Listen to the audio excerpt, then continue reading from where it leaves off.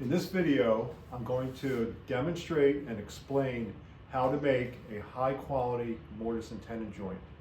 Mortise and tenon joints are applied or used in many different furniture applications. In this case, I will demonstrate a basic table, actually a shaker table application with an apron and a leg joint. Now, a high quality mortise and tenon joint has three main parameters. One is that the joint, just like this, fits together snugly by hand. No hammer or other tools are necessary to make the joint fit. And that is important because we want the joint, the glue in the joint to surround the mortise and the tenon cheeks for a very solid joint. Another parameter is, like you can see looking straight on at the leg, the apron is exactly 90 degrees sticking up from the leg, which is standard in some applications. The apron or horizontal piece going into a vertical piece may not be 90 degrees, but in this particular application, we definitely want it to be 90 degrees. Also, as you can see here on the shoulder, there are no gaps. Now, when we go to clamp the joint together, or the two legs in this case and the apron together, we will get an even tighter fit. But as long as it goes together nearly 100% by hand, it'll be a 100% tight, gap-free joint. The procedure for creating the mortise and tenon joint is important. In other words, the order in which we do things is really, really helpful. Making the mortise first allows us to create the tenon to the size of the mortise. It's much more difficult to make a mortise to the size of the tenon. So that's why we do the mortise first, measure the mortise, and that'll dictate the size, in particular, the thickness of the tenon. Okay. The first step in creating a mortise is the layout. We have a 3-inch apron, and the shoulder is 1/8, therefore the bottom of the tenon will be a 2 7/8, which I'm marking right now. The top of the tenon is 3/4 inches from the top of the leg, so I'm measuring down 3/4 of an inch from the top of the leg, and those will give me a guide for the next step, that I'm going to use a mortising gauge that has 2 pins on it, and these pins will provide the lines for the sides of the mortise. So, okay, all right, now that I have the top and bottom laid out in pencil, that will guide my marking gauge. That I start by making 2 or 3 light passes. The light passes make sure that I get straight and accurate lines, and then I can follow those light passes with slightly deeper passes. A little more firm until you get lines that you can see easily. Now that I have the sides of the mortise laid out using the mortise gauge, which I just did, I am now going to mark the top and the bottom of the mortise with a marking knife and a combination square. I'm using that pencil line that I made at the beginning of this process. That's the top one. Then I put my marking knife on the pencil, bring the combination square up against the marking knife, and that is a guide for the marking knife. And again, just like with the mortise gauge, I make several passes, starting light and then going a little bit deeper. I'm going to do the top line 1 or 2 more times, just to make sure it's nice and crisp and clear. Okay. Now it is laid out. All right, so the first step in laying out this mortise, I marked the top and the bottom in pencil. Then I took the mortise gauge and made 2 parallel lines at the same time, running the mortise gauge along the face or the outside of the leg. The outside of the leg in this case is the reference for the mortise gauge. I took several passes, starting light passes, so that the lines would be accurate. And then I came back after those 2 lines were created crisp and clear, came back with my combination square and marking knife and laid out the top and the bottom of the mortise with the marking knife. Right here and right here. So now I've got 4 crisp and clear lines to guide me in making this mortise. The next step in creating this mortise is to drill out as much of the waste material from the mortise as possible, starting at each end and then going into the middle. We want to get close to the ends, but not right at the ends.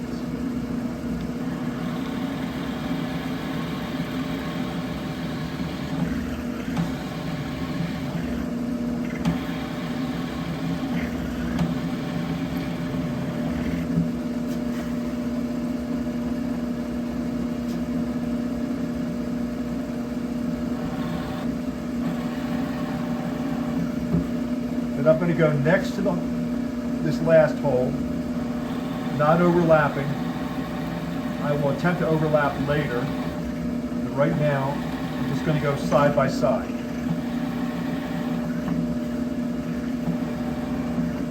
So I've got a 1/2 inch thick mortise, and I'm using a 3/8 inch Forstner bit to create a flat bottom and to allow a little bit of room on each side of the drill bit so that it doesn't disturb what will eventually be the wall of the mortise. Let's see if we sort of cooperate and give me a little bit of clean out here. Yep.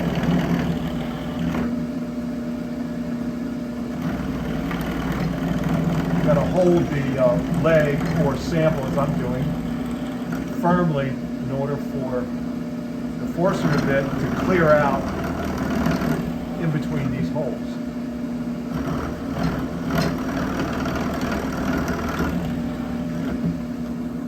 And that's it for the drill press. The guidelines made by the mortise gauge and the marking knife, that is the 2 sides, the 2 long sides and the 2 short sides, the top and bottom, give us boundaries for where to drill. So I have drilled out what looks like to be 90–95% of the material that we need to clear out to create this mortise. Before I start working on this piece to chop out and clean out the mortise, I have clamped the sample piece to my workbench, and I also did this for the layout. It is really important to have your workpiece steady so that it doesn't move while you're working on it. It is also safer. That way, like right now, I'm using very sharp chisels. The workpiece will not move while I'm working on it. To clear out the mortise, I'm going to use a 1-inch wide bench chisel. For the long sides of the mortise, I'm going to use a 3/8 inch chisel for the ends of the mortise, 3/8 because the mortise is 1/2 inch wide and 3/8 easily gets in there without damaging the side walls. And I also have a mallet to gently tap and guide the chisel down into the wood. In order to clear out the rest of the waste from the mortise, I will be taking just small amounts of wood at a time and then sneaking up on the line that I created with the mortise gauge and the marking knife. This way, by taking small amount at a time, I will not go over my line and the line will stay straight. So I will start with the long face of the mortise. taking just a little bit at a time.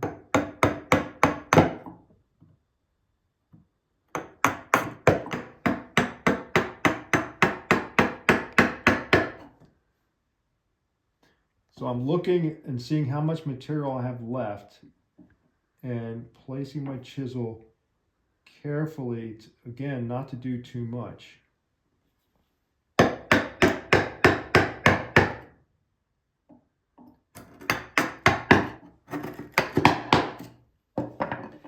The 3/8 chisel is actually helpful for clearing out some of the waste. And then, since I have it in my hand, I'm going to go ahead and work on the end a little bit. Again, taking off just a little bit at a time. In order to make a straight wall, I am putting the flat side of the chisel, both the narrow chisel and the wider chisel, parallel to the line that I'm going towards. So flat towards flat, or flat towards the line.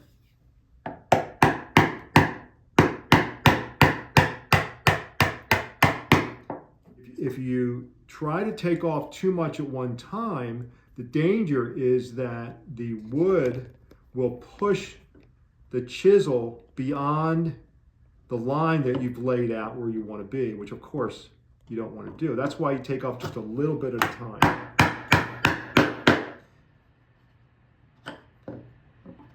Now I'm going to go back.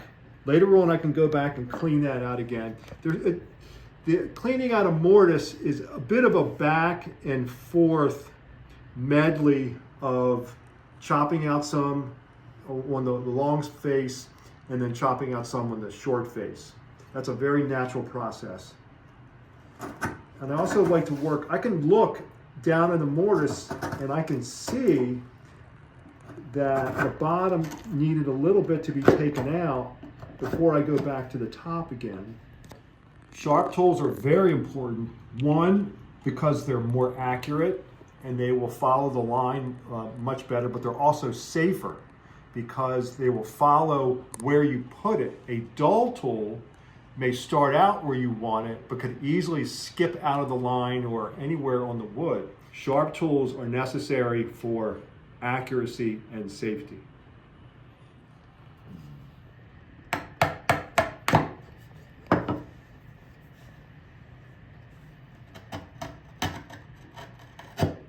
I have just repositioned the sample to have the outside of the mortise facing away from me because it is much easier to guide the chisel when the mortise wall I'm working on is on the opposite side of me.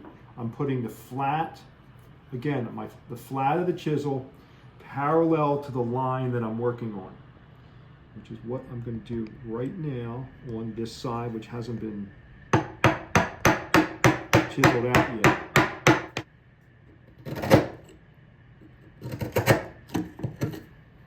So that medley I mentioned of going back and forth between the long side and the short side, I'm going to do that again.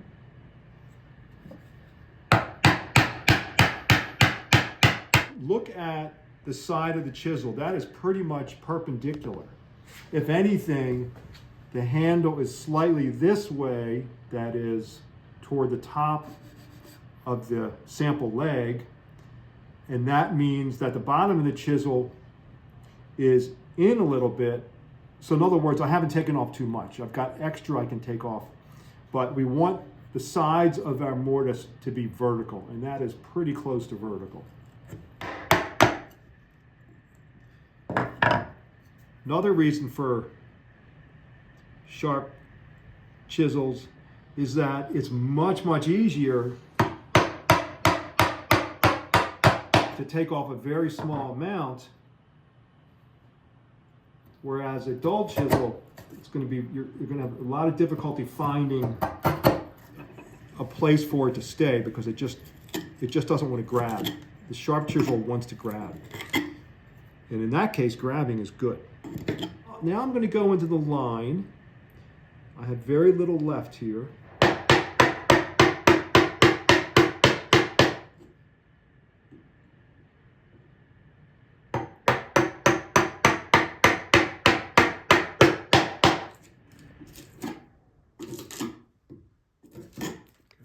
I had made a test tenon to check the fit of, or check the walls of the mortise to see if I'm finished, right? And also where I have to make adjustments. So this is going in a little bit,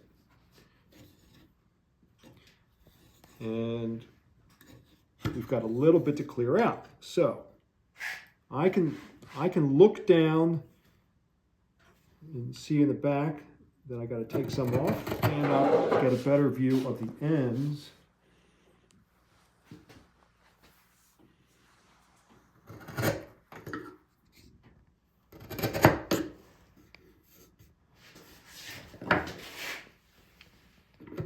Time to check.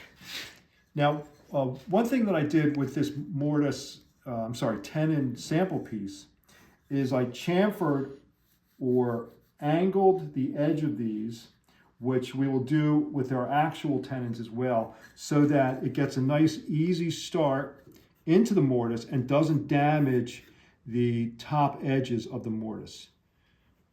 And this is getting there.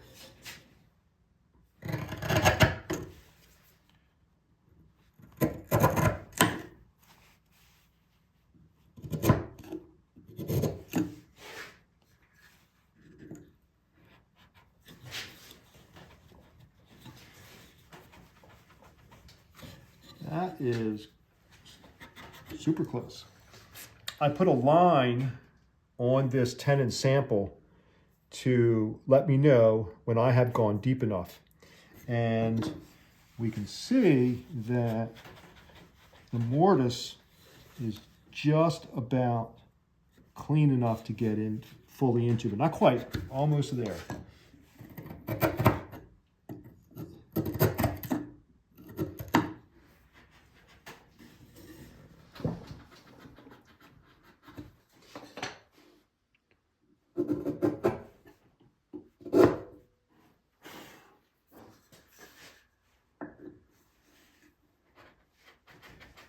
Oh, right in.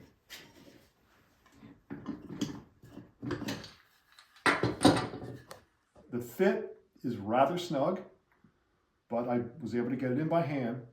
And the tenon sample is perpendicular to the surface of the leg.